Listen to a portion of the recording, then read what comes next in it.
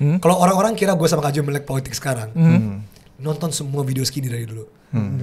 Siapa yang bikin video soal buruknya edukasi 2014-2015 gue sama Kajo. Siapa yang bikin video buruknya ospek sama gue sama Kajo 2015. 2014 ketika semua orang takut ngomongin. I still remember when I made my first Prabowo versus Jokowi in battle 2014. Nyokap gue ngomong, Andovi, what are you doing? Karena orang apa? Di zaman itu satir selevel ini ya. Kalau lu merasa, kalau pemerintahan merasa Indonesia itu cerah, silakan. Kalau ada yang merasa Indonesia itu gelap, silakan. Tapi pada kenyataannya, as we all know, enggak. You're lying to yourself. Berapa orang gak bisa dapat pekerjaan di negara ini? Itu data loh. Ini angka kemiskinan kita berapa? No matter how much you try to manipulate, apa definisi kemiskinan?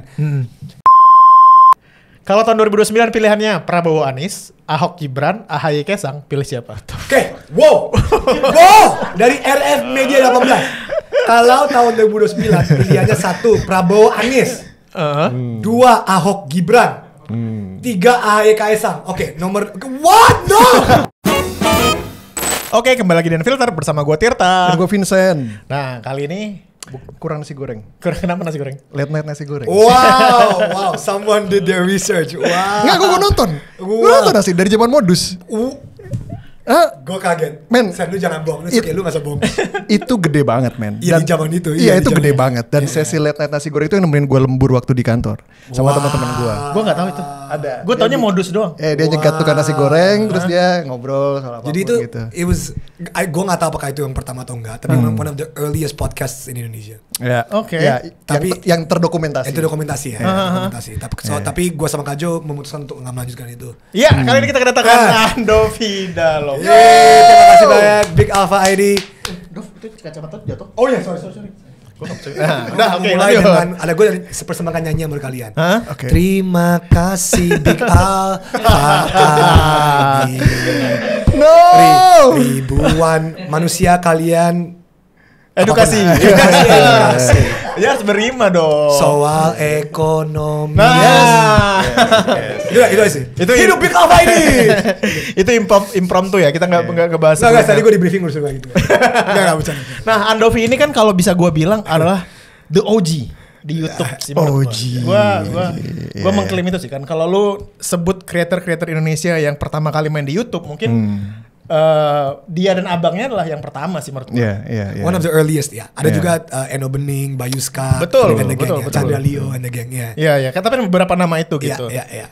Lo termasuk yang di video rapnya Yonglex kan? Betul, di video GG di channel Young Lex ya. Oke, ya. Jadi itu the OG sih kalau menurut gua. Itu lebih OG lagi. Soalnya ya itu kan 2016, yang GGS kan 2016. Skinny dari 2011 sudah ada. 2011. Dan gue tak ingat banget video pertama lu yang pecah banget adalah Modus. Ya, tahun 2012 gue masih ingat. Iya kan? Tell me about it.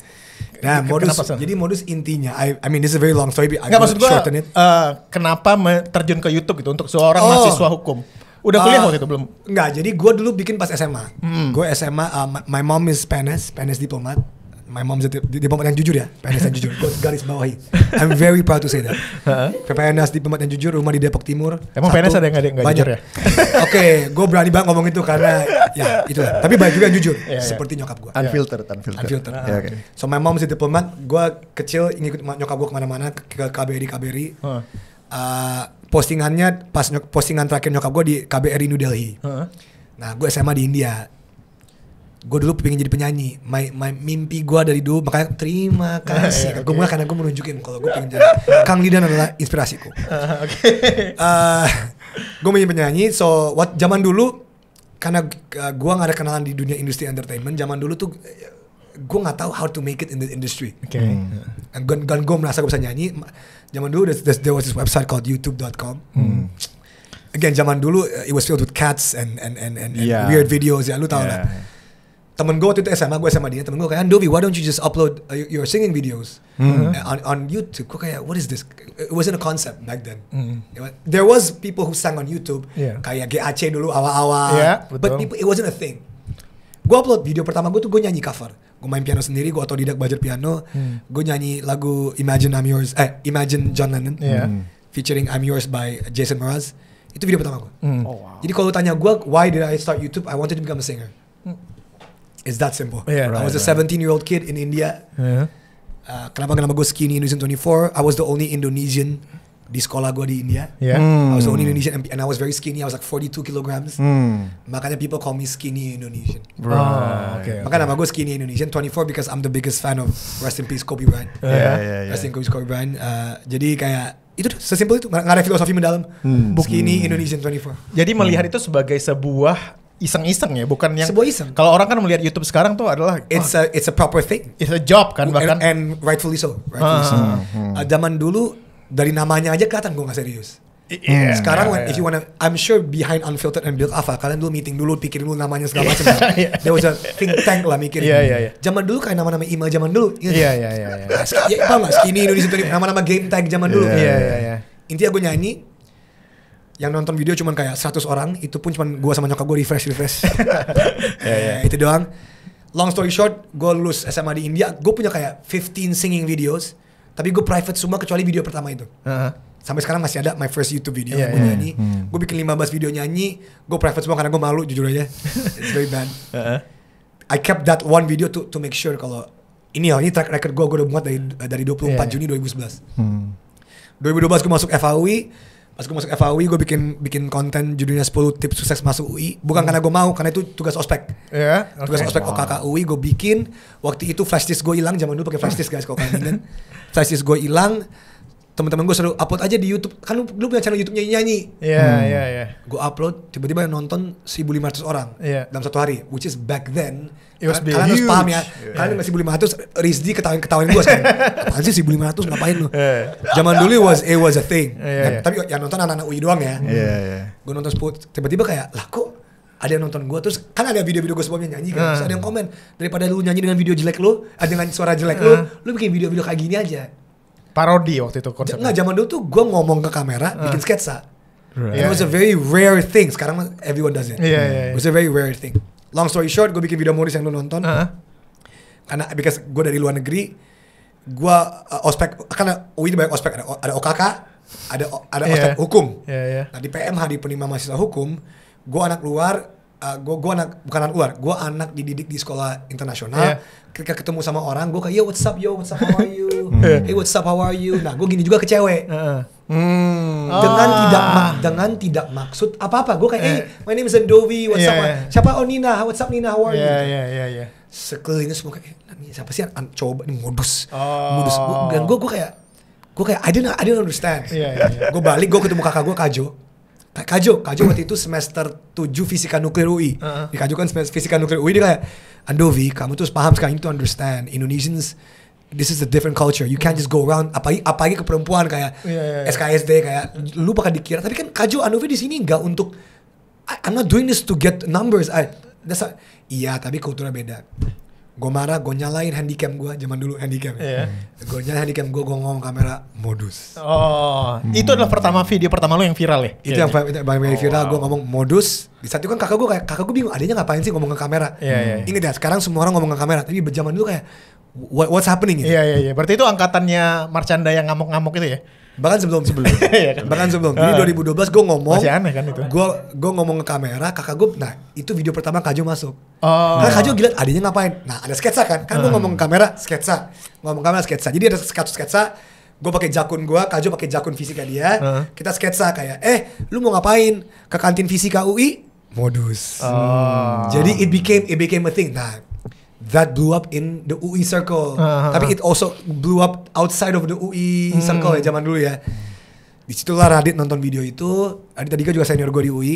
Dan dia nonton video dia waktu itu lagi jalanin Malam Minggu Miko. Iya tau. Dia ngundang gue untuk main di Malam Minggu Miko season 2. Dan juga untuk bantu dia untuk nulis. Untuk tim penulis. Jadi that's a short story of how I started my career. Tapi dari dasarnya semua sama. I wanted to become a singer dari keresahan gue. Gue meluapkan keresahan gue. Kenapa gue dipanggil modus? Sampai sekarang pun itu DNA gue. Banyak orang ngomong, Andovi lu ngomong politik untuk apa sih? Semua dari keresahan gue. Gue nggak pernah kepikiran gue ngomong ini karena ada strategi. Gue mau A, B, C, D, E. Semua hal yang gue omongin itu dari keresahan gue. Sampai detik ini pun everything I do itu didasarkan keresahan gue. Dan itu DNA gue dari dulu. Does it work or not? I don't care. Jujur gue gak peduli. Yang penting dari keresahan gue. Gitu. Fast forward ya. 10 tahun lo di YouTube ya? Ya, from 24 Juni 2011 sampai 24 Juni 2021. Iya. Banyak yang ngelihat waktu lu dan kakak lu pensiun dari YouTube. Skinny News 24. Ya, dari Skinny karena Patty sama That's what people thought, which is completely wrong. Gue udah jelasin berkali-kali, it's completely wrong. Banyak yang melihat seperti itu. Lu ngelihat sendiri sekarang YouTube udah sangat berbeda dari zaman lu grow gitu kan. And then lu sendiri dan kakak lu kan mature ya. Iya. Selama 10 tahun itu mature. Lu pernah ngerasa menyesal nggak meninggalkan YouTube pada waktu itu? Enggak. Oh ya? One of the best decisions I've ever made in my life. One of the worst financial decisions I've ever made. I gotta be honest. Kalau orang selalu mikir ke gue kayak, why do you do this? I was making a lot of money from YouTube. Not from AdSense ya. AdSense kecil kan, semua tahu. AdSense kecil. Maksudnya, come on. It was the worst financial. Dan gue selalu ngomongin ini setiap kali orang nge-podcast. It was the worst financial decision of my life. Yeah. But it was the best decision of my life. Which is ironic, tapi that's the truth. Two truths can be true at the same time. Yeah. Gue selalu menganalogikan ini seperti ini. Ini analogi gue ya. For me, YouTube is not a distribution platform. Bagi sekarang, because it is a business, it is a distribution platform. Yeah. And there's nothing wrong with that. Big Alpha kalian bikin pertama kali bukan di YouTube kan? Bukan. Dan kalian sadar, oh ada platform distribusi yang bagus. Taruh. For me, as you know from the history, it is always a place where I put my heart. Now you can call that naive, you can call that ini. Untuk generasi awal ketika belum ada duit di YouTube. Again, gue bikin AdSense pertama di YouTube tuh 2016. Skinny News 24 was one of the first YouTubers di Indonesia. Bukan the first. One of the earliest YouTube yang langsung telepon ketika Google belum punya office di Indonesia. Ditelepon langsung sama San Bruno, California untuk, hey, you know what, you wanna get AdSense? Hah? Apa ini? So we had zero money from all those videos. Dari 2012 sampai 2012, zero money. We made money outside of that, dari brand deals, dari talk show, dari offline shows. Because of that, my perspective of YouTube itu beda aja. And I'm not saying I'm right. I'm not saying I'm right. Gua nggak bisa melihat sesuatu yang gua nggak menjadi tanda kutip bayi gua sendiri to become just another channel distribusi. Bagi gua nggak masuk akal. Bagi semua orang lain masuk akal, terserah. I don't care what everybody else thinks. Orang selalu bilang ke gua, Dov, gini, why I say it's the worst financial decision. Ketika gue keluar dari YouTube tuh still the giant loh. Itu kan sebelum TikTok dan segala, still the giant. So, how can you call me being petty? Gini. Guys, I don't care what people think. Guys, percaya sama gue. I'm not gonna name names. Sampai sekarang pun banyak orang mau quit YouTube tapi takut. Iya. Banyak, I'm not gonna karena gue punya etika di negara ini missing etika. Banyak YouTuber itu pengen quit. Tapi they can't. Why? Because they're scared of what everyone else thinks. Guys, I'm sorry if I can fuck what everyone else thinks, to be honest. Oke. Guys, ketika gue mau YouTube aja, senior gue di FAW kayak, lu ngapain bikin video-video di internet?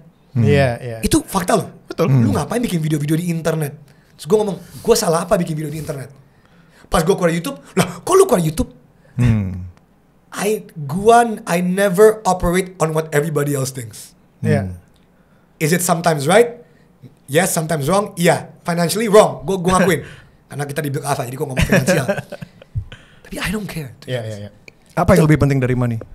Bagi gue, my own sanity in life.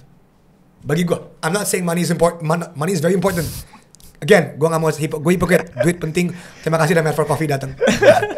But for me, it was never been my 1A. Okay. It's my 1B and my 1C. Don't get me wrong. It's my 1C, 1D, 1E. But it's never been my 1A. Never. It's just never. And kalau lu tanya semua teman-teman gue, they can say that there are many jobs yang gue tolak cuma karena with a lot of money yang bagi gue nggak cocok sama gue. Apakah gue bener? Enggak juga. Again, people perspective in life. Kalau lu merasa finance is the number one indicator of success, go ahead bro. Bagi gue enggak. What drove you crazy? What drove you crazy back then? Kayak sanity nomor 1. Gue di sini terus gila. Aside of my personal issues, I banyak personal issues in my own life. My dad passed away. Kobe Bryant passed away. For a lot of people, kayak, what does that matter in your life? I don't need to explain. This is my personal life. Kayak there's a lot of things that ketika when my dad passed away in 2019 itu prime-nya Skinny News 24. May I remind you guys, di 2019, the highest watched video on YouTube yang non-berita dan non-sensasi adalah Prabowo versus Jokowi 2 rap battle. Betul. 62 million views. Jesus. Right. My dad passed away at the same time. And at that time, I was so focused on YouTube. I did not spend as much time as I want dengan my dad. Looking back, why? For what? I mean, I knew my dad was sick, stroke dan segala macam. Tapi in life, kayak I was in the peak of my powers. Siapa sih nggak tahu Skinny 24 di 2019? 62 million views, rap battle Prabowo Jokowi. Anything I touch, 1 million views, 1 million views, 1 million views, anything. For the price of what? Not to spend the time with your dad? Yeah. On the last 6 months of his life, kayak nggak masuk akal. It hit me, masuk 2020 COVID, life changing. Remember, 2019, my dad passed away. Sekarang tanggal berapa? Sekarang tanggal 24. My dad passed away 29 Juli, which is in 5 days. 29 Juli 2019. Yeah. COVID happened March 2020. Yeah. Remember, it took me a long time to process my father's death. COVID happened. And remember, before COVID happened, 20 Januari 2020, Kobe Bryant passed away. Yeah. Dan bagi banyak orang akan paham. Yeah. I named my channel Skinny Indonesian 24. Video pertama YouTube gue ada Kobe Bryant jersey hanging. Yeah. Di video Geges yang lu kenal itu gue pakai baju apa? Yeah. Lakers 24. Yeah. Bagi banyak orang it's just another death, but for me it's a death. Jadi I didn't recover from my dad's death. My idol passed away. COVID happened in March 2020. In March 2020, ketika everybody stayed at home and everybody thought kayak, damn, gue harus bikin video untuk keep relevant. Yeah. Ya dong? Yeah. For me, it was complete opposite. Why? Why are we pushing for this algorithm to control our lives? Literally ketika semua orang masuk dan bikin video di pandemi, gue nak aja itu opposite. We announce our retirement 1 tahun lagi. Bye-bye. Gue sama Kajo always went against the grain. Not just to become, gue mau melawan against the grain. Because we just don't care, to be honest. Okay. It's that simple. For me, it's something there's something more personal. Still, money is important. Whatever, I get it. Makanya gue bikin Metro Coffee Cepete. Jangan lupa bikin Metro Coffee Cepete di Bali di Bali di itu. I have my own businesses yang menghasilkan duit. Yeah. It doesn't have to be from something that I love and nurture. Gitu. Ini yang belum tahu, For Coffee itu adalah brandnya Andovi ya? Iya betul. Jadi kita kasih shout out dulu. Metro Coffee. Nah, gue punya pertanyaan. Ya, boleh. Untuk the OG YouTube yang sekarang udah pensiun dari Skinny 24. Dari Skinny. Gue kan pensiun dari YouTube. Iya. Ini aja muncul di YouTube. Betul. People know, gue masih di video-video di YouTube, tapi di Skinny 24. Gue pernah bilang kayak gini, gue ngerti di akun pribadi gue bilang bahwa Indonesia itu nggak kekurangan creator, tapi kekurangan creator berkualitas. Oke. Karena semua orang sekarang bikin YouTube tapi ya kontennya ya gitu. Gue bilang adalah very low entertainment value. Ya kan yang kayak gitulah. Kita tahu lah. Tapi di sisi lain kita tuh kekurangan creator yang punya mission, yang punya quality. Nah, buat orang yang baru memulai YouTube, what's your advice untuk bisa jadi creator yang genuine lah kayak lu? Oke. Gue bakal orang pertama yang ngomong gue dulu beruntung. That's a fact. Kalau iya gue kerja keras, iya gue melakukan banyak hal dengan kakak gue. Tapi gue beruntung. Kalau kita ngomong pure economics, kan kenapa di Big Alpha ID gitu, gue mau sedikit flexing my economic values. Gue di market yang gak saturated sama sekali. Dulu itu berapa? 10, 15, 20. Secara competition standpoint, I had little competition. Sekarang you go in the saturated market, it's a different ballgame. Jadi gue beruntung. I came in at the right place, at the right time. Walaupun banyak orang bingung kenapa lu bikin video di YouTube. What is this? Tapi secara kompetisi, secara market, gue beruntung. Jadi ada faktor early adopters itu. Gue early adopters. I was an early adopter and I'm very lucky because of that. Kalau lu mau jadi kreator sekarang di YouTube ya, I'm not talking about other platforms because I'm not a master of that. It's hard. Gue quit YouTube. I retired from Skinny 24 3 bulan sebelum YouTube announce YouTube Shorts. Jadi bahkan gue gak masuk era YouTube Shorts. Karena I retired 3 bulan kemudian mereka masuk YouTube Shorts, which I already knew from 2 years before karena gue udah ngomong sama orang Google. I told them that was a bad thing, tapi yaudah, they still did it karena mereka mau sama TikTok mau going against that kompetisi. Bagi gue, it's just that the learning curve is just that much longer. Gue dari gue bikin video tahun 2011, bikin video yang nyanyi 1 tahun gak ada yang nonton, until I hit my modus video, 1,5 tahun. 1 tahun 3 bulan.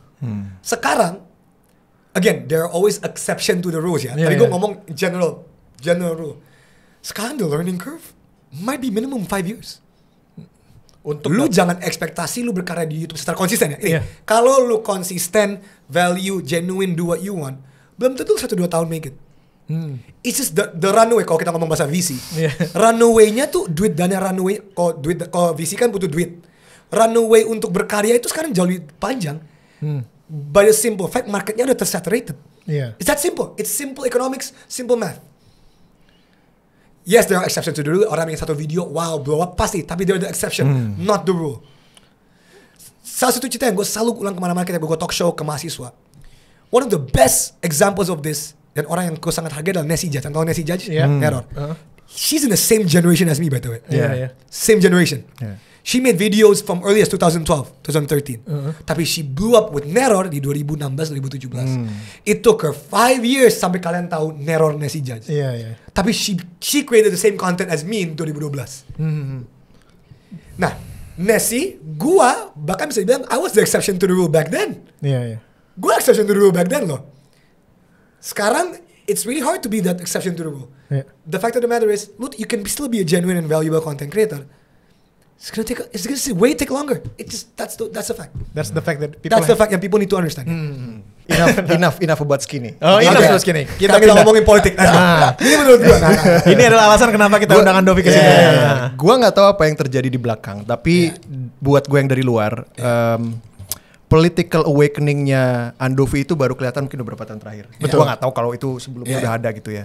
Nah, ada specific moment yang crack you up nggak? Jadi gini. Again, mungkin thank you for being honest. Orang-orang lupa siapa kreator pertama yang bikin Prabowo versus Jokowi tahun 2014. Kalau orang-orang kira gue sama Kak Jo melek politik sekarang, nonton semua video skinny dari dulu. Siapa yang bikin video soal buruknya edukasi 2014-2015, gue sama Kak Jo. Siapa yang bikin video buruknya ospek sama gue sama Kak Jo 2015. 2014 ketika semua orang takut ngomongin. I still remember when I first made my first Prabowo versus Jokowi rap battle 2014. Nyokap gue ngomong, Andovi, what are you doing? Karena orang apa? Di zaman itu satir selevel ini ya. Satir selevel line gue masih ingat line gue sebagai gue main sebagai Pak Jokowi, ngomong ke Prabowo, gue ngomong Bapak, oke, Bapak, saya ahli kehutanan. Kalau Bapak ahli apa? Penculikan. Itu gue ngomong di 2014 loh. Jadi just because people don't know doesn't mean I never did it.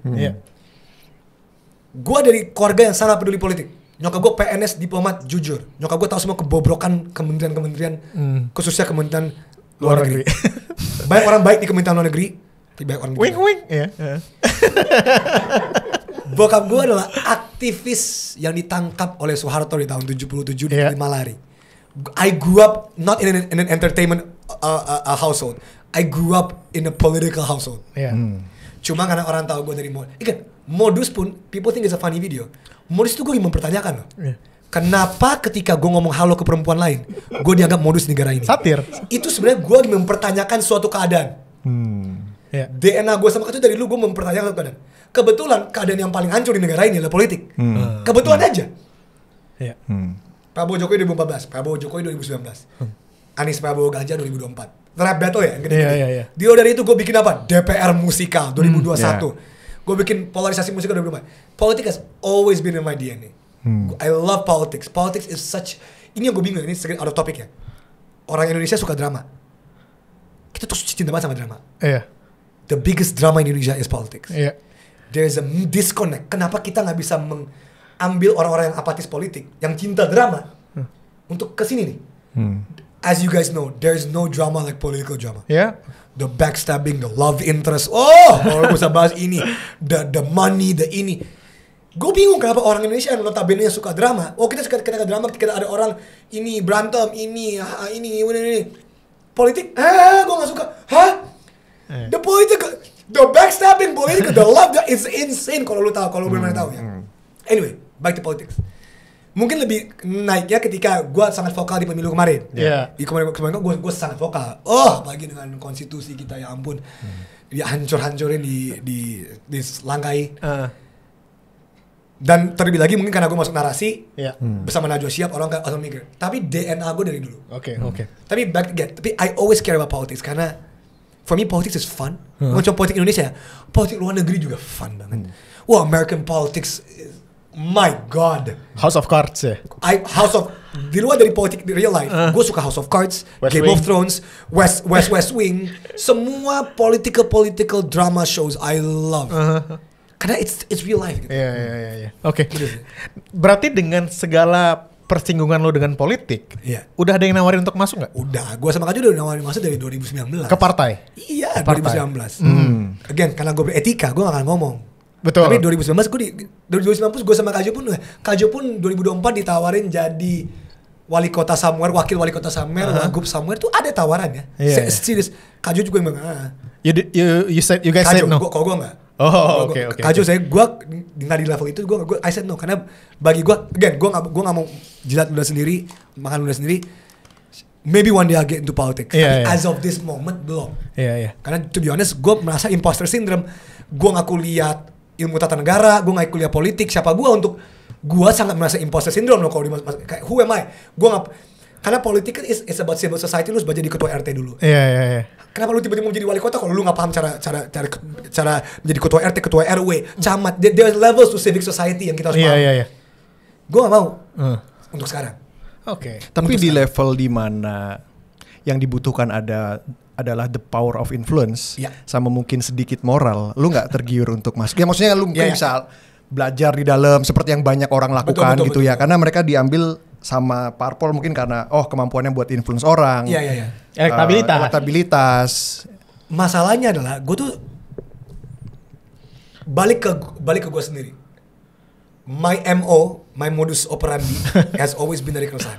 Oke. Dan kalau lu jawab gue jujur, apakah keresahan gue cukup enough untuk gue masuk politik? Enggak. It's that simple. There's no like grand plan, grand strategy. I'm very to the detriment of myself mengikuti kata hati. Dan gue sangat aware, makanya gue ngomong to the detriment of myself. Gue ngomong gitu. Gue gak tahu bahasa Indonesia apa. Tapi gue selalu mengikuti kata hati. Kalau kata hati gue bilang gue gak mau ikut politik, ya udah, it's that simple. Banyak orang ngomong, Dov lu cocok. Kata hati gue bilang gue belum. Udah, gue dengerin aja. And sampai sekarang hati nurani gue sampai detik ini has not failed me. Jadi gue percaya terus. Financially it has, ya udah. Tapi secara itu it hasn't failed me. Jadi kenapa gue why should I turn back on my kata hati sekarang? Siapa tahu kalau 5 tahun lagi kata hati gue udah ngomong kayak, you know what, Andovi, I think udah, bahkan bukan siap. I think your heart is ready for it now. Let's go. Ya, terus ada juga nih, Dov, istilah politik jangan baper, ya kan? There is only permanent interest di sana. Betul. Gitu ya. Gak ada permanent friends, gak ada permanent enemies ya. Menurut lu politik harus seperti itu ya? Maksudnya kayak hari ini ngomong A, besok ngomong B, it's fine karena itu politik gitu ya.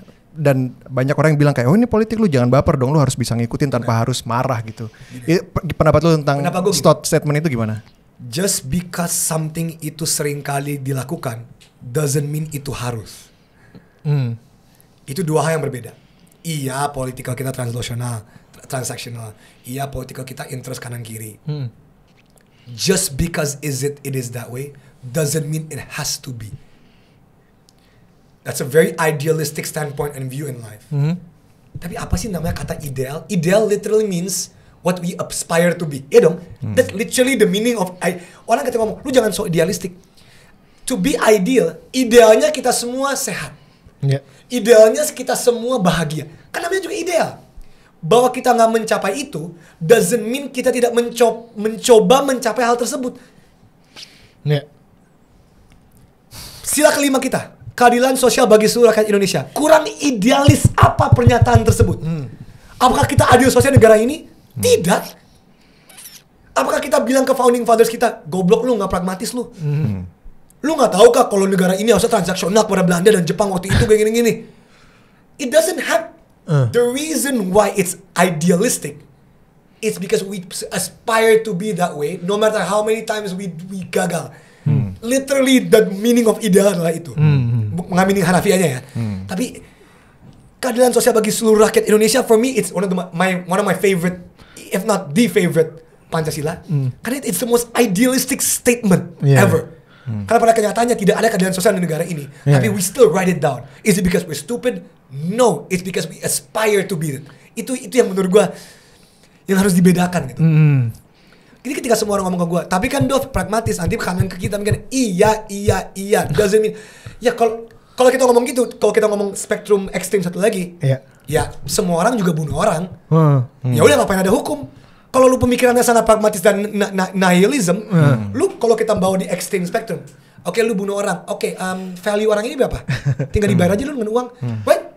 Nggak masuk akal dong. Nah, kok ini nggak masuk akal? Kalau ini, right? So kalau kita mau thought eksperimen ya kita harus ambil di eksperimen di spektrum paling ekstrim kanan kiri. Itu menurut gua sih. Jadi yes, political is transactional, yes kepentingan interest, setuju, tapi nggak harus. Itu pendapat naif dan ideal gue. Oke. Ketika pragmatisme itu yang dibutuhkan buat seseorang yang mau nyemplung di politik untuk move forward, untuk dapat dukungan, itu yang sebenarnya lu belum bisa lakukan ya, Dov? Artinya? Untuk gua sendiri sekarang belum. Tapi gua nggak nge-fault orang-orang yang seperti itu. Lu akan selalu berada di ekstrim yang paling sana yang nggak mau terima, yang nggak bisa kompromi sama. Nggak akan selalu. Untuk sekarang gua, kalau orang-orang tadi kata ngomong pragmatis untuk mencapai tujuan untuk mencari dukungan. Again, asal basis dan tujuan dia, kompas dia mengarah ke so far ke arah yang benar. Kan kompas kan kadang-kadang kanan kiri. As long as in the general sense of the right direction. Menurut gua aman-aman aja. Yang menjadi masalah ketika kompasnya apapun kompas tujuannya udah mulai ke sini. udah beda nih. Waktu itu ada yang ngomong. Gini nih. Banyak temen gua nggak mau sebut nama, yang mengambil duit secara transaksional untuk mendukung orang-orang tertentu di PPS 2024. Apakah gue menyalahkan mereka? Tidak. Tapi pertanyaan gue adalah begini. Ini pertanyaan gue adalah gini. Lu butuh duitnya nggak? Legit. Selalu jawaban mereka gini. Kan gue pragmatis dong. Gue dukung 1, 2, atau 3. It doesn't matter. Ada yang kalah, ada yang menang. Yang penting gue dapat duitnya. Great. Kalau lu nggak dapat duit itu bisa makan nggak? Bisa. Then you're not being pragmatic. You're being opportunistic. Itu beda. Beda kalau lu nggak mendapat duit ini, anak istri lu nggak bisa makan. Now you're being pragmatic. Silakan lu ngambil duit dari siapapun. Tapi kalau lu nggak ngambil duit ini, lu masih bisa nongkrong, bisa makan kemana-mana. You're not being pragmatic. Don't confuse pragmatic and being opportunistic. Two different things. Opportunistic belum tentu negatif juga. Belum tentu. Belum tentu. Again. Tapi don't hide behind the word pragmatic. Itu yang gue gini. Beda kalau lu ngomong, Dov, kalau gue nggak dapat duit ini dari paslon 1 atau 2 atau 3, anak istri gue nggak bisa makan. Silakan ambil duitnya. Now you're being pragmatic. Ya pragmatic lah, kalau nggak anak istri lu mati. Paham nggak? Nah, so stop. Kalau lu masih bisa party di Senop dan segala macam dan lu ngambil duit ini, come on bro, don't hide behind the word pragmatic. Itu yang gue value lo. Kan gue juga lu kira gue ditawarin duit dari 2019. Halo, dari 2014 mereka juga paham kok rap apa piece of content yang paling ditonton anak muda, rap battle Skinny Zone 24. 2019 semua orang tahu gue sama Mong Kajo mau lakuin. Lu kira pihak Prabowo dan pihak Jokowi nggak nih duit mau tap in? Ya iyalah. Gue sama Kajo enggak. We could have been pragmatic. Ya kan kita bisa ngambil dua-duanya kan kita. No, we're not being pragmatic, we're being opportunistic. Oh, oke. Ini it's different. Beda kalau gue ngomong, kalau gue nggak ngambil duit ini, gue sama Kajo nggak sama makan. Nah, itu menurut gue. Sekarang kita udah menerima lah ya fakta bahwa 02 menang. Ya kan, dan lu secara terbuka tadi di Rock Meeting sebelum ini menyatakan lu bukan anak Abah. Gue bukan anak Abah, gue udah publicly ngomong di Instagram berkali-kali. Karena gue selalu dipanggil anak Abah. Gue voting kemarin untuk Ganjar dan Pak Mahfud di 03. Solid ya? Solid! lebih karena Pak Mahfud sebagai anak hukum. Di circle hukum itu tuh Pak Mahfud is very respected. Of course ada yang gak suka. The North Star-nya tuh Pak Mahfud. Gak juga North Star tapi very respected lah. Apalagi kalau lu anak hukum lu paham kok Pak Mahfud is trying his best to be as legally as clean as possible. Jadi gue lebih ke Mahfudnya jujur, bukan karena Ganjarnya. That's why. Oke. Gimana dengan pemerintahan 02 sekarang menurut lo? Kalau kata Panji kemarin waktu di sini, jawabannya adalah salah satu sektor yang paling bisa diimprove dari pemerintahan Prabowo adalah sisi komunikasinya katanya. Setuju. Ini gue udah siapin ini karena I can't prepare. One of my best posts that I like from Big Alpha ID is this post. Ini mengencapsulate atau summarize what I feel about this pemerintah is your posting. Big Alpha ID pernah ngepost ini. 24 Maret. Hilangnya nalar dan empati di pemerintahan Prabowo. Ini one of your best posting. Ini nge-highlight soal yang bocor halus kena kepala babi dan sudah disuruh dimasak aja sama PCO. Dasmu keluar kabur aja dulu. Kau yang gelap. Ini yang kalian yang posting loh. Ini encapsulates what is wrong. We can debate policy, kebijakan, MBG to the ends with that. What's missing in my opinion is tadi postingan kalian. Nalar dan empati. Lu nggak bisa bilang ini, kalau lu merasa, kalau pemerintahan merasa Indonesia itu cerah, silakan. Kalau ada yang merasa Indonesia itu gelap, silakan. Tapi pada kenyataannya, as we all know, enggak. You're lying to yourself.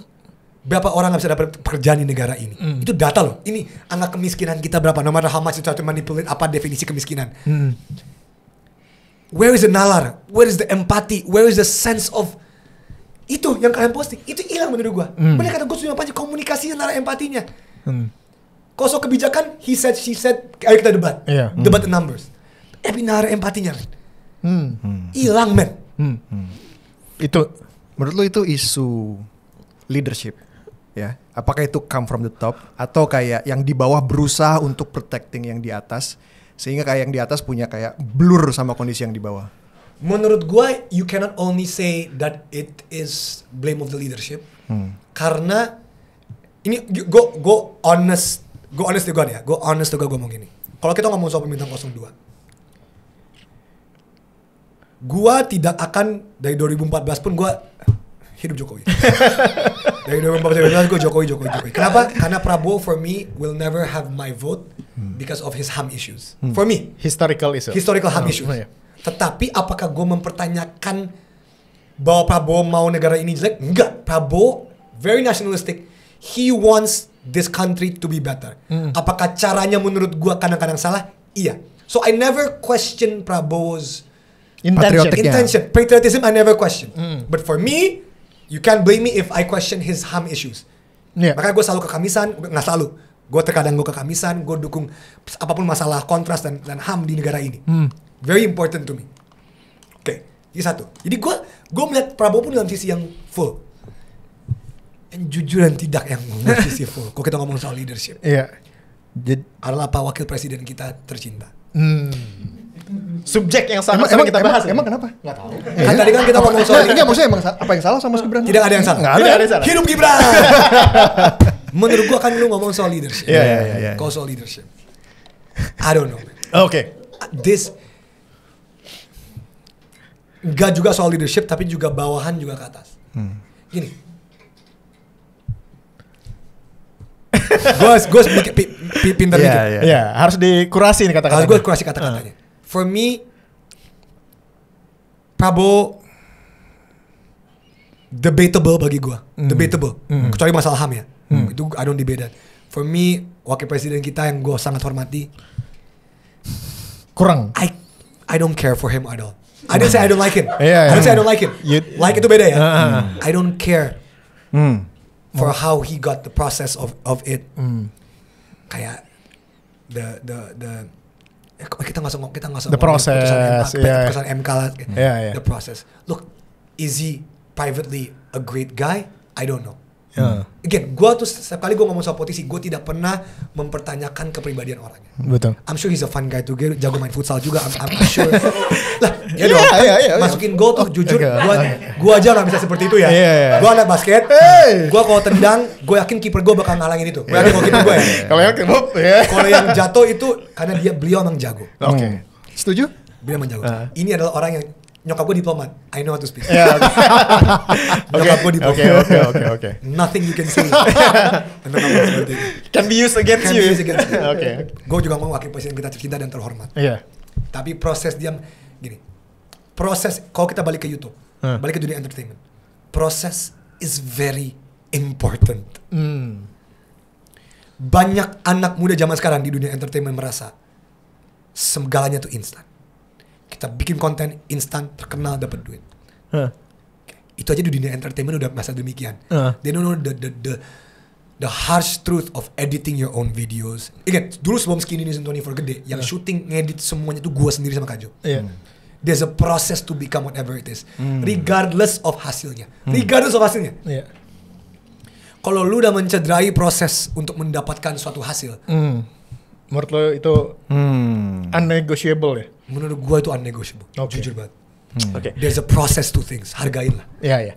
Nah, gue cukup yakin lah circle lu sekarang sudah bersinggungan dengan anak muda yang ditunjuk sebagai staf sus, staf ahli, Ya. ya kan. Dan itu kan kita bisa bilang staf susan ini kan legasinya Pak Jokowi ya. Ya, Dari mulai mengangkat walaupun staf saya sus. tidak pernah jadi staf sus. Iya. Nah, dan gue nggak tahu apakah lu pernah ditawarin atau Tidak enggak, pernah. gitu. Tidak pernah. Ini Jokowi.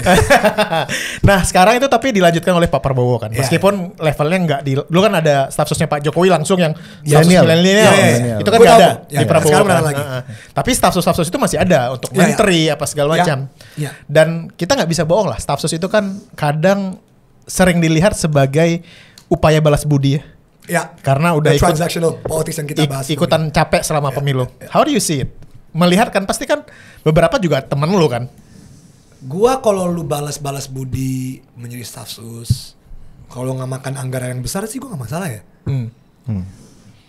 Gini, mari kita ambil contoh karena gua anak diplomat. Mari kita ambil contoh analogi Amerika. Ya. Elon Musk, Doge, Department of Government Efficiency. Trump, Big Beautiful Bill. Elon Musk sama Trump feud soal ini. How can you pecat semua PNS-PNS Amerika, Doge yang udah lakukan selama 6 bulan berturut-turut, and then you increase defense spending how many trillions of dollars? Okay. Kalau lu menaruh staf sus bala budi kanan kiri, what does this say about the messaging of negara ini yang katanya mau efisiensi dan mau hemat duit? Ya dong.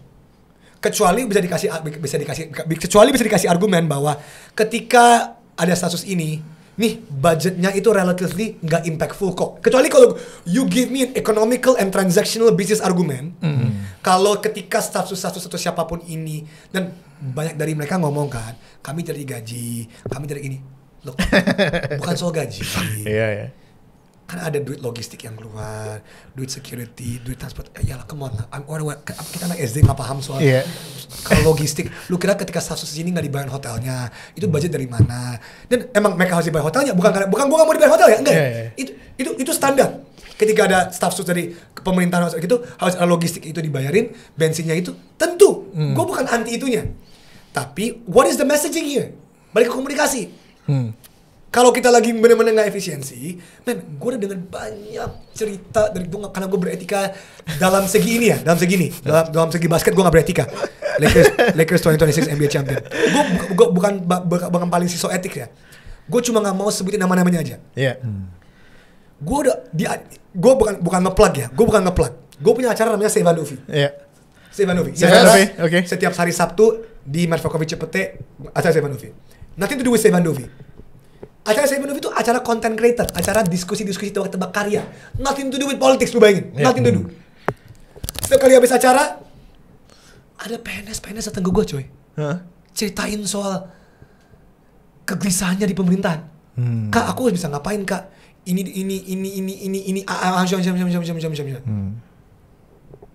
Itu kenyataan di birokrasi level tanda kutip bawah dan tengah loh. Iya. Lu dengar cerita atas-atas bagaimana? Atas-atas efisiensi nggak? I don't know. Iya. Atas-atas efisiensi nggak? You cannot say efisiensi. Kenapa gue ngomong efisiensi bahasa Karena ini big FID, ekonomi duit. You cannot say, kalau kita ambil analogi Amerika, Doge, and then big beautiful bill. These two things are different. Again, analoginya apple to apple karena kita nggak ada big beautiful juga. Walaupun ada banyak instansi yang mau nambah budget. Miliaran rupiah, kita nggak usah sebut ngasih apa aja, as you guys know. Nggak bisa nih, lu minta duit lebih, keluarin budget lebih untuk ini, tapi bawah-bawahannya kena semua dampaknya. Come on. Mana keadilan sosial bagi seluruh rakyat Indonesia? Are you trying to reach that? Itu sih menurut gue yang...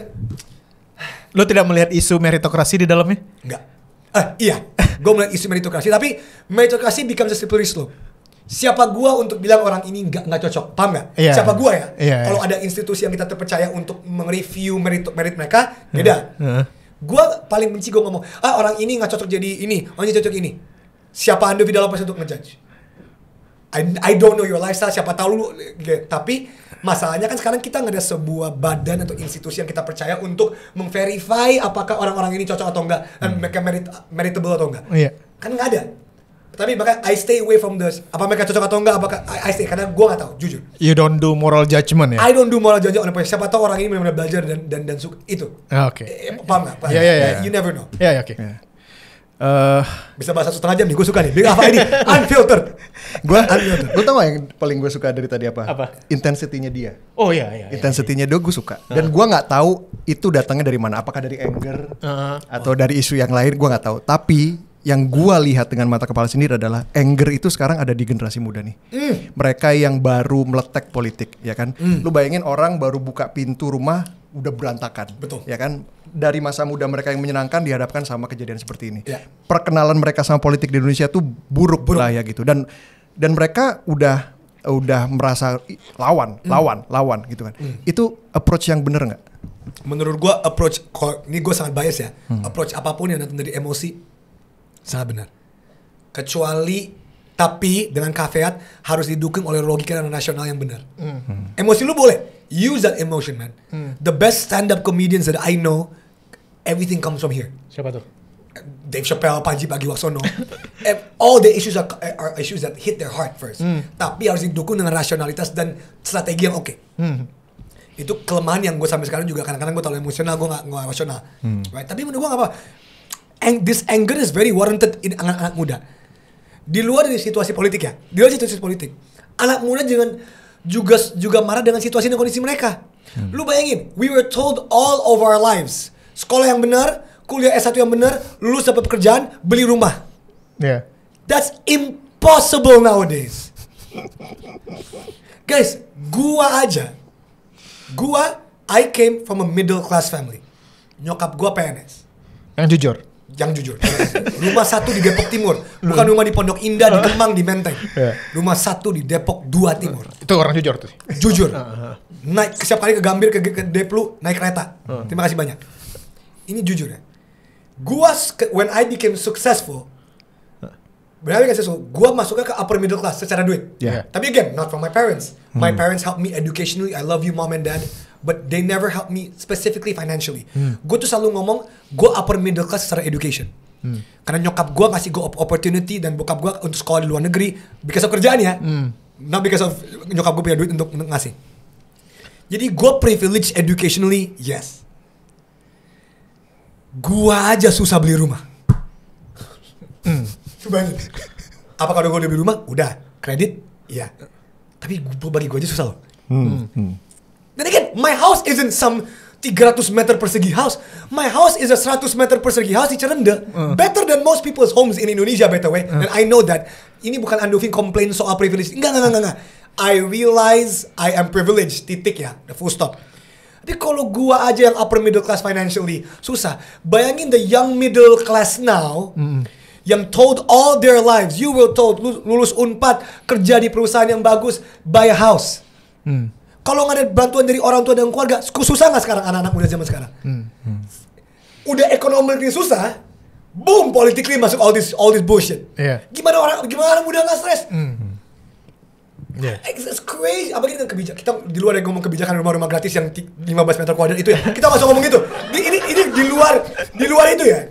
Di luar rumah-rumah itu. Tapi this side juga. No wonder kids these days. Ketika gue tuh orang yang paling support Gen Z, not to pander them, tapi I understand them.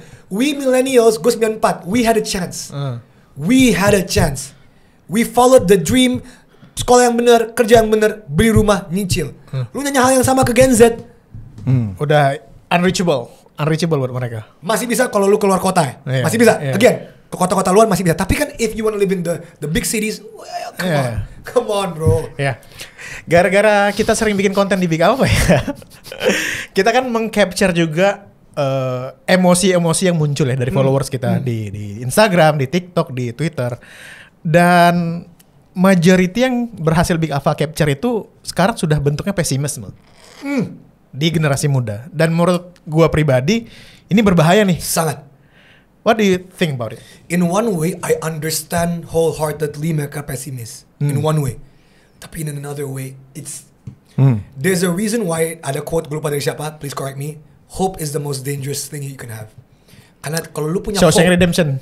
yes, terima kasih banyak. Thank you. When you have hope, there's this dangerous bisa positif negatif ya. Yeah. Tapi in my case, it's like it's dangerous to whoever is controlling you. Karena when you have hope, it's dangerous. There's a reason why dulu Jokowi 2014 A New Hope. Yep. Time Magazine A New Hope. Wajahnya. What? A New Hope. Itu Jokowi. Kang Lidan. Terima kasih Pak Joko. My favorite song. Sumpah. I'm not even being satirical. Awal-awal kan. You're not being sarcastic nih ya. Awal-awal kan ini lagu apa sih? Lama-lama kayak enak. Nempel man. Nempel man. Harus akui. Ribuan desa telah kau datangi. Gila. Oke, gua ngerti. Kau menyemangati. Cukup. Gua ngerti kenapa video nyanyi lu gak laku. Kayak sekarang ngerti kan? Oh, sekarang nanti Kang Lidan, semoga kita hari bisa. Sama kau Kang Lidan. Ini gue bikin bakalan sama clipping. Guys. I understand the game. Orang kayak, Andovi nyanyi terima kasih Jokowi Kang Lidan. Orang bingung, dasar kamu. Wah, jam terbang. Pas nonton, enggak ada. Guys, jam terbang. Anyway, Pessimism. Shit, man, pessimism is very pessimist. Can you blame them? Can you blame people for being pessimistic? I cannot, to be honest, I cannot. Tapi juga sedih. Karena you cannot be pessimistic if you want change. You cannot be pessimistic and have change at the same time. Karena sooner or later kan pasti yang mengambil alih kendali jalannya pemerintahan dan society saat ini adalah generasi milenial dan Gen Z. Ya. Poin gue di situ, maksudnya gimana kita bisa mengubah pesimisme ini supaya karena at the end tongkat estafetnya akan pindah ke mereka gitu. Gue tuh selalu bingung ya. Gue tuh selalu bingung dan gue pengen bertanya kepada teman senior gue di angkatan 98. What was the impetus? Ya, selain I know historically ekonomi, I get the impetus ya. Tapi there must be something yang kita bisa belajar dari sejarah 98. Something yang gue nggak tahu yang mengubah pesimisme dan keadaan mereka untuk berani untuk turun ke jalan. Untuk reform. Gue nggak ngomong turun. Setiap kali orang ngomong 98 selalu otomatis mikirnya demo, revolusi. Enggak. Gue lebih mikir ke the zeitgeist, the pemikiran, the vibe bahwa we can change itu tuh. Gue bingung, I don't have the answers to be honest. Gue bingung, apakah butuh seorang sosok, apakah butuh sistem perubahan, apakah butuh mindset change, pendidikan. There's no one answer. Cuman I don't know the answer. Sekarang angkatan 98 Fadlizon, Fahri Hamzah, kan? Udah berada dalam sistem. Ada juga enggak, tapi yang we know of I don't know to be honest. Tapi that's a great question. Gue nggak tahu. Man, how do you get this? Kita tahu lu barusan dukung Ganjar sama Pak Mahfud karena Pak Mahfudnya ya. Yeah. Tapi kita juga melihat fenomena Pak Anies ini kan gravity-nya strong banget. Gravity-nya strong udah banget. Identis anak Abah dengan perubahan. Betul. Udah Dan dia berhasil membelokkan banyak orang yang tadinya nggak pro sama dia, terutama ketika zaman Pak Anies sama Pak Ahok ya gitu. Apa yang lu rasa Pak Anies can do better? Karena kayak segitu gedenya gravity-nya lu nggak ketarik gitu. Oke, gua mau jujur juga karena I know Pak Anies, I know Pak Ahok. Gua udah interview mereka di What Is Up Indonesia podcast sama Abigail. Jadi I can say this. There is this menurut gua PR terbesar Pak Anies. He's already critical. He's already stands for change. He's already smart. He's already ini. Is to somehow repair the hurt from 2017. And I'm being completely honest. I would say this to his face straight away juga kok. Gue nggak takut ngomong ini. But I do think he's the tanda kutip right now. Again, there are others as well. Voice of change di negara ini. Tapi how? And trust me, he's doing that very very well. His team is doing that very well. Menurut gue. Okay? Banyak orang lupa loh. Kalau Tom Trikasih Lembong itu orang Katolik. Iya. Salah satu temen paham nggak? Temen baik yang didukung oleh Pak Anies. Well, kita nggak usah ngomong kasus Tom Lembong ya, kan bisa 3 jam lagi. Manis ya, Mervo Coffee. Walaupun gulanya dikit. Yes. Jadi masalah gue itu. Tapi di luar dari untuk menjawab ini gue karena menjawab pertanyaan lu spesifik ya, why can't he itu? there is also a masalah in this country bahwa kalau lu banyak ngomong, lu nggak bisa kerja. This is the weirdest dichotomy. Gue bingung. Dalam sejarah dunia, pemimpin-pemimpin yang bisa ngomong, walaupun banyak kesalahannya, itu bisa kerja. Iya. Somehow in this country it's twisted. Lu kalau pinter ngomong, lu snake oil salesman. What? Kalau lu bisa berbicara dengan baik dan benar dari bahasa apapun, itu bukti bahwa otak lu bekerja sehingga bisa mengeluarkan tutur kata yang benar. Dan ini ngomong dari orang yang tutur kata bahasa Indonesia buruk ya. That's why gue selalu switch ke English. Kalau kalian sadar, gue baru nyala ketika gue ngomong bahasa Inggris. Karena itu my first language is English. Jadi I speak way better in English. Indonesia tuh gue agak kurang. Tapi there's this pemikiran Indonesia, alah banyak ngomong gak kerja. Apa sih? Jadi di situ. I mean what? Justru menurut gua, bahkan you can argue the otherwise. Justru ketika lu di level presiden atau wakil presiden, lu justru harus bisa ngomong. Iya. Yang kerja ya delegation, tugas presiden dan wakil presiden mendelegasi. Ini negara 280 juta orang. 1 and 2% cannot make a change. Tapi what's important is the policy and the kebijakan and the omong-omongan, bukan omong-omong, omong-omongan yang dikeluarkan sehingga itu menjadi pacuan untuk orang bisa bekerja di bawahnya.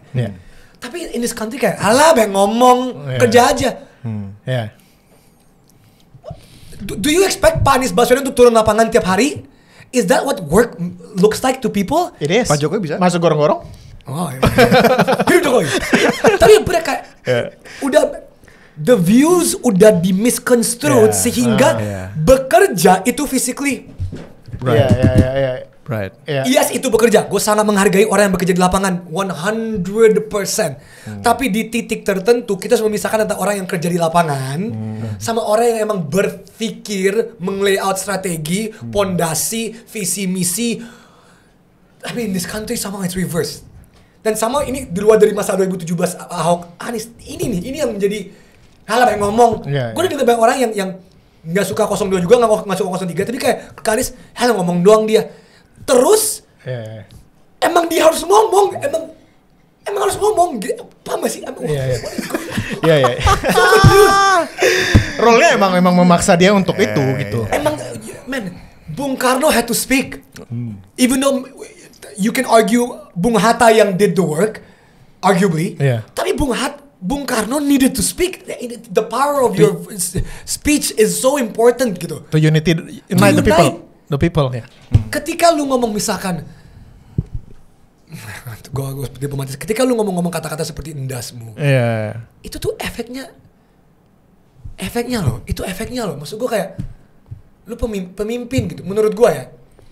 But I know a lot of people will hate me for this. I know Pak Prabowo doesn't have a bad intention. Paham gak? He wants the best for our country, and I truly believe that. Again, lu bisa menilai orang dari keseluruh di luar dari masalah HAM dia, yang which gua nggak akan, I will not forgive. Tapi words matter. Itu sih menurut gue gitu. Simple. Words matter. Kata-kata itu penting. Ini kalau dilanjutin bisa 3 jam ya. Bisa 3 jam. Oke. Satu lagi boleh. Boleh. Gue suka nih. Ini unfiltered bikin 3 part aja deh. 2 part aja deh. Asik juga nih ngomong-ngomong. Nah, kopi. Gulanya sedikit. Lu tahu yang paling lucu apa gak? Usaha dia untuk selalu berusaha politically correct. Karena nyokap gue diplomat, jadi gue tahu my words matter. Yang jujur. Kalau gue mau gila, kalau gue mau literally unfiltered, ini bakal disensor semua. Paham gak? Tapi I know I have to censor in this country. I know. Gua ngerasanya dari perjalanan lu yang secara keluarga juga dipenuhi diskusi politik gitu ya, lu di YouTube dan sekarang posisi lu sekarang seperti ini, lu dengan sangat mudah, terus intensity lu kayaknya dengan sangat mudah menginternalize social social culture issues gitu ya ke dalam diri lu. Itu kan berat ya di kepala lu. How do you sleep at night, man? Man, thank you so much. Sometimes kan gini, waktu itu gue ngomong sama tunangan gue. Literally one day. Sayang, kayaknya aku mau fokus lari maraton aja deh. Jujur. Man, I like One Piece. I love One Piece. Ini Shanks gue, terima kasih. Yes. Ya, oke. Nggak mau spoiler. Kita langsung ngomongin One Piece, jangan. Gue cinta basket, Lakers 2026 NBA champions. Man, I don't have to live my life like this, to be honest. To be honest, I'm financially set. To be honest, I'm not financially big, tapi I'm financially okay. Gue mau fokus maraton, gue mau fokus main basket, mau fokus main One Piece, basket, kopi. Gue pengen main kopi di Bali. Kadang-kadang gue tanya sama tunangan gue, why do I like to suffer? Tapi you cannot lie to yourself, balik lagi. You cannot lie. You have this call ya? Gue tuh pernah loh, kayak gue pernah 1 minggu kayak, sayang, aku gak akan, gak peduli. Maraton kopi, One Piece. Gue mencoba kan sekarang gue main One Piece, pakar game kan. Gue kayak, Tom Lembong, Tom Lembong. Hati gue tuh kayak, gue harus tahu. Paham gak sih? Even though it's detrimental to my health. Kayak gue yakin kalian gini, gue yakin kalian merasakan hal yang sama. Guys, you guys, kalau Unpad worked in companies, high-paying jobs, I'm assuming. You guys couldn't live a very comfortable life if not discussing this. I'm sure. Gue juga ngomong ini ke Afu berarti yang punya think policy. Ini sorry, maaf ya. Lanjut. Permasalahan paling gede antara kita semua adalah horizontal conflict. Okay? Karena kita semua berpendapat dan punya otak dan agak sedikit kritis, justru kita paling kritis ke kawan-kawan sendiri. Ya. Jadi waktu itu Afu dengan think policy dan bijak demokrasi dan atau whatever, gue lupa, sorry, maaf Afu. Kita di meeting, dia manggil kita untuk launch websitenya. Intinya Afu itu lagi membuat suatu, she wants to do a practical thing di mana kita memajukan dan mengkoneksi anggota DPR yang benar bersama rakyat untuk melakukan sesuatu yang baik. Oke. Keluarlah semua konflik horizontal. Wah, Afu bekerja lagi sama, wah ini. Wow. I stood up and said gini, guys, kalau Afu ada apa-apa, gue bakal orang pertama yang mengkritik dia. Oke, itu pertama. Santai dulu. Kedua, Afu can work in SCBD anytime in your life. And she chose to do bijak memilih, bijak demokrasi, think policy. Give her some slack. We give more horizontal conflict ke teman-teman kita sendiri yang mencoba untuk sesuatu daripada yang ke atas nih. Ironis banget gak sih? PR kita sekarang ini, salah satu balik ke pertanyaan lo, how do you organize ini gini? Sebenarnya kita semua kayak, oke guys, banyak jalan menuju Roma. Big Alpha ID mungkin lebih ke masalah ekonomi. I don't have to understand, but I don't have to vilify you guys for it. Misalkan kita ada masalah RUU KUHP, which is very hukum pidana. Tiba-tiba karena Big Alpha nggak membahas itu, terus gue bakal kayak, Big Alpha, kok lu nggak bahas RUU KUHP? Which I'm sure kalian juga akan bahas RUU KUHP. Tapi misalkan, kenapa ngomongin ekonomi terus? Ini kan penting. Guys, di medan peperangan ada banyak medan peperangan. There's many fronts. Lu ngomongin ekonomi, doesn't mean we have to fight each other over it. Itu yang gue agak menggila di antara middle class dan upper middle class yang mencoba melakukan perubahan. We attack each other so much more. Instead of attacking who the real enemy is. Again, divide et impera. Conquer and divide, right? Kenapa gue menjawab pertanyaan ini kenapa agak out of topic ke sini? Karena untuk menjawab pertanyaan lu, I could not be doing this, sesimpel itu. But you chose. But I chose to, no matter how. Kadang-kadang gue juga kayak, aduh, gue mau lari maraton aja. Kemarin gue pertama kali half maraton di Pokari, terima kasih Pokari half maraton di Bandung. Gue kayak, enak juga ya hidup kayak gini, lari, pikirin kesehatan, lari. Gak ada musuh ya? Gak ada musuh, lari doang. Paling musuh-musuhnya cuma pacer yang kayak, pace gue pelan banget bro, gitu. Musuh-musuh itu doang. Tapi kayak, Iya. Jadi melek tidurnya dia. Jadi melek ya, tidur dengan satu mata kebuka. Oke, ini kalau dilanjutin panjang banget ya. Saif Andovi. Saif Andovi. Apa itu dan apa yang kita bisa expect dari Saif Andovi? Jadi Saif Andovi itu terinspirasi dari sebuah acara di Amerika yang namanya Kill Tony. Oh wow, oke Kill Tony. I love Kill Tony. Iya. Kill Tony itu acara di mana if you know Tony Hinchcliffe, very famous comedian, mengasih wadah untuk setiap komedian naik 1 menit, stand up, abis itu di roasting. Karena gue bukan stand up komedian, karena gue content creator, gue bikin acara yang sama. Konsepnya kayak Kill Tony, tapi gue lebih memandai kasih kreator-kreator baru untuk kasih mereka panggung. Sesimpel itu. Kenapa namanya Saif Andovi? Karena di negara ini banyak hal yang harus di save. Di 3 episode pertama, gue gak ngomongin monolog politik sama sekali. Tiba-tiba episode 4 gue kayak guys, sorry guys, gue gak tahan. Di negara ini selain Save Novi, harus kita save Tom Lembong. Saking gue gak tahannya. 3 episode pertama gue ngomong sama tim gue, guys, ini pure soal menunjukkan karya-karya para kreator. Kita kasih panggung kayak Kill Tony, Save Novi gini. Tiba-tiba episode 4, tim internal maaf, gue harus monolog dulu. Dan gue kelarin monolog main soal Tom Lembong. Jadi intinya itu, sesimpel itu. Save Novi, gue datang memanggil 5 pencipta karya baru, konten apapun. Puisi, tulisan, video, audio, whatever. Datang, tulis, kita main game. Gue harus tebak ini karya siapa ya. Bener atau enggak? Kalau gue nggak bener 3 dari 5, gue dihukum. Gue nggak save. Jadi konsepnya itu very fun. Tujuan gue simple. Gue pengen meng-highlight konten-konten kreator baru. Karena I know how hard it is to become a content creator. Itu acara offline yang diselenggarakan? Offline di Metro Coffee, Cipete. Tapi gue juga streaming live di YouTube. Tapi cuma streaming doang. Streaming biar orang bisa nonton di luar. Tapi gue lebih ke offline. Jadi kalau kalian semua konten-konten kreator yang pengen menunjukkan karya-karya kalian, daftar untuk Save Novi. It's that simple. Kayak Kill Tony, gue sangat terima kasih pada Kill Tony menginspirasi gue karena dia memberi wadah kepada stand-up komedian. Gue mencoba memberi wadah sebisa gue kepada konten kreator baru. That's simple. Yes. That's Save Novi. Kita di satu segmen Unfiltered, itu ada segmen reaction. So we'll show you something and tell us. Kang Lidan, terima kasih Pak Jokowi. Kecuali itu. Gue mau reaksi. Kecuali itu. Yang gue bingung di video itu, kenapa he's inside a spaceship kok kalian sadar? Sadar gak sih di video? Iya. Jadi stage kayak, terima kasih spaceship. Anyway. Kalau jadi presiden, bidang apa yang mau dijadiin prioritas untuk diperbaiki? Dari garam tabur. Dari garam tabur. Wow, gue paham nih, garam tabur ini sedikit, oke, gue paham maksudnya kemana garam tabur, salt on earth, oke. Ini jawaban klise tapi it is the right answer menurut gua, pendidikan. That's menurut gua yang pertama semua gaji guru harus dinaikin. I know that's such a populist answer tapi it's the truth. Kalau kalian tahu gaji dosen berapa dibanding kita sama negara-negara Asia Tenggara aja, memalukan gaji-gaji dosen kita di negara ini, memalukan. And trust me, we have the money for it. Trust me, we have the money for it. Cuman gak dipilih aja. Kalau harus tinggal di luar negeri, mau tinggal di mana dan kenapa alasannya? Oh, honeys, yang mukanya kucing. Listen, gue udah tinggal di Denmark 4 tahun. Di mana? Denmark. Di Copenhagen. Kan nyokap kan posting kedua di sana.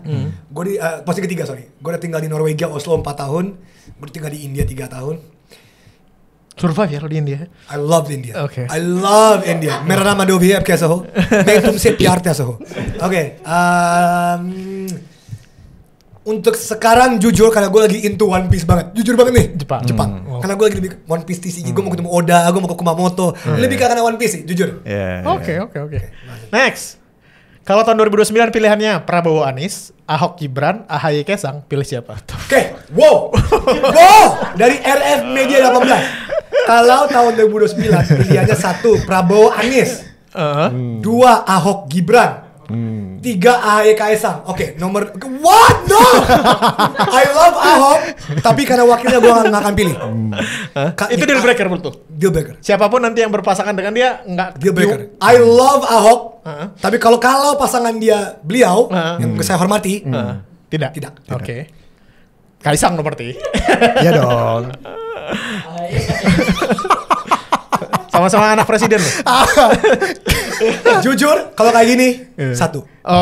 Oke. Jujur, Prabowo Anies pilihan nomor 1. Jujur, kalau kayak gini ya.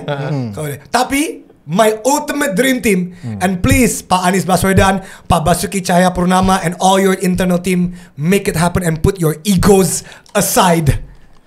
Mereka tuh Anies Ahok 2029. Yes. Itu ibarat itu my wish, tapi kan idealnya belum tentu bisa. Karena I understand ada. Oke. Nah, ini apa nih? Ayo. Ini ada kompilasi lagu top di Indonesia. Anjing lah, gue nggak perlu lihat. Gue lihat ini. Indonesia. Gue I know man, any song that memuji-muji Jokowi, gue selalu nonton. Kasih Pak. Why is he in a spaceship? Can somebody? Kang Lidan, I have nothing against you. Kang Lidan, semoga kita collab bareng. Jujur. And I'm not saying satirically. Gue tuh pengen banget ketemu Kang Lidan. Kayak gue ke interview kayak, why did you make the song? Kang Lidan deserve a bigger stage sih menurut gue. Jujur. Daripada yang daripada dia di spaceship yang gak jelas ini, spaceship AI yang gak jelas. Kang Lidan menurut gue suaranya bagus. melodinya enak, jujur. Gue jujur. Kayak melodi gereja, lagu-lagu gereja zaman dulu gitu. Gue suka. Iya lagi. Iya kan? Iya lagi. Lagu gereja yang enak aja, gue gak tau. Men, Kang Lidan hebat. Kang Lidan butuh pencipta lagu yang lebih ngepop kayaknya akan pecah. Iya, sama iya. Dani ya. Yofi yang Yofi. dari sana. Kang Lidan. Oh tahu gue, ini baru dibikin kemarin. Yes, ya gue tahu nih.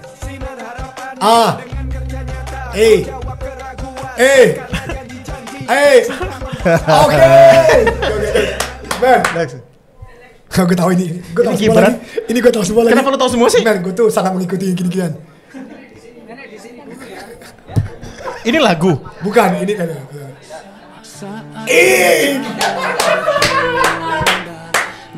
Man, I love it. Jujur. Man, this is the internet. Iya. Shit posting gini. I love this. You love this culture of internet ya? I love it. Man, terima kasih Pak Jokowi menurut gue. Oh my God, it's brilliant. It's the pinnacle of creativity ya? Pinnacle of creativity. Menurut gue, jujur. And I'm being half satiric, half real. Jujur ya. Lagunya enak coy. Man, the moment I knew I like the song is, gue lagi di momen nyetir sendirian dengan lagu apa ya? Yaudah Kang Lidan deh. Terima kasih. Earworm banget. Coba, next. Next. Oke. Lu bunyi gimana? Gue udah ngasih 2.000 nih. Iya. Berapa jam? Dari rumah sakit. Jam 9. Gue udah 2 kali bolak-balik 6.000. 2 kali. Iya 2 kali. Sore sama yang sebelum lu. Oh di sini kan jam 9. Ya terus 3.000. ya terus gue masuk bayar sampai 9.000 bayar. Berapa? Hitung. Kalau rumah sakit udah berapa? Oh kalau di rumah sakit. Bener tuh. Ya kan gue pulang. Ya lu kalau rumah sakit udah berapa? Ya terus. Bagus itu dia konsepnya opportunity cost, man. Jadi kalau lu nggak naruh di sini, lu lebih mahal. Ben, gue gak nyangka, nih gue tahu sebenarnya ini terjadi, tapi kayak ini kayak sketsanya Apos tau gak sih? Sekarang Apos itu the best menurut gue. Apos keep on doing it so good. Do your thing ya? Do your Apos. Tapi itu pintar, matematika jalan. Opportunity cost aja. Kalau ini 20.000 gak ada yang ini. Hebat. Gue kadang saking bagusnya Apos ya. Lu tahu kalau saking bagusnya konten Apos itu Lu kesel? membuat lu Iya. Kali ya.